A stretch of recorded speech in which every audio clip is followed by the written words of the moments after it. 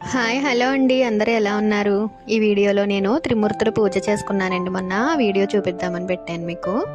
ఇక్కడ త్రిమూర్తుల మేళాకి నేను 3 మేళాలు సమర్పించుకుంటానండి. ఈ 3 మేళాలకి నేను కావాల్సిన సామాను అంతా సిద్ధం చేసుకుంటున్నాను. ఇక్కడ నేను పీటల్ని శుభ్రంగా పసుపు రాసి ముగ్గులు బొట్లు పెట్టేసుకున్నానండి.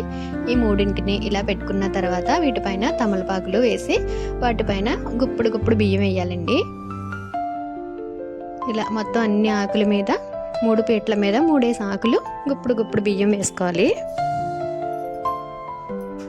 దాని తర్వాత ఇలా నామాలు పెట్టుకున్న ఇత్తడి చెమ్ములను పెట్టుకోవాలండి.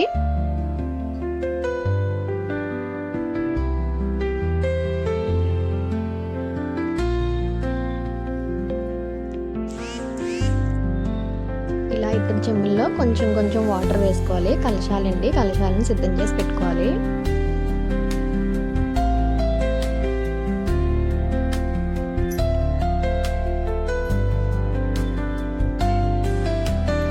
ఈ పూజకు కావాల్సింది మెయిన్గా మర్రాకులు, మర్రోళ్ళు, మర్రి కొమ్మలు ఉండాలండి.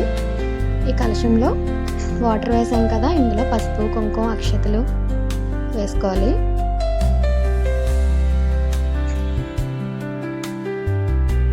ఇక్కడ ప్రసాదం పెట్టడానికి చలిమిడి సిద్ధం చేసుకోవాలండి. ఇక్కడ నేను చలిమిడి తయారు చేస్తున్నాను. దాని తర్వాత పూజకి కావాల్సినవి అన్నీ సిద్ధం చేసేసుకున్నాం కదా. ఇప్పుడు వినాయకుడి పూజ చేసుకుని దాని తర్వాత దీనికి మెయిన్గా కావాల్సింది మట్టి ప్రమిదలండి. జిగురు మట్టితో ప్రమిదలను చేసుకుని నువ్వుల నూనెతో దీపారాధన చేయాలండి. విఘ్నేశ్వరుడి పూజ అయిపోయిన తర్వాత వ్రతకథ చదువుకోవాలి. వ్రతకథ అయిపోయిన తర్వాత 9 కలశాల మీద కొబ్బరికాయలని తీసి కొట్టుకోవాలి. నేను 3 కొబ్బరికాయలను కొట్టుకున్న తర్వాత కొట్టలేక మా అబ్బాయికి చెప్పేశాను. మొత్తం అన్నీ వాడు కొట్టాడండి. పూజ అయితే చాలా బాగా జరిగింది. ఇలా ప్రతి మాఘమాసంలో ఆదివారం రోజున నేను చేసుకుంటాను.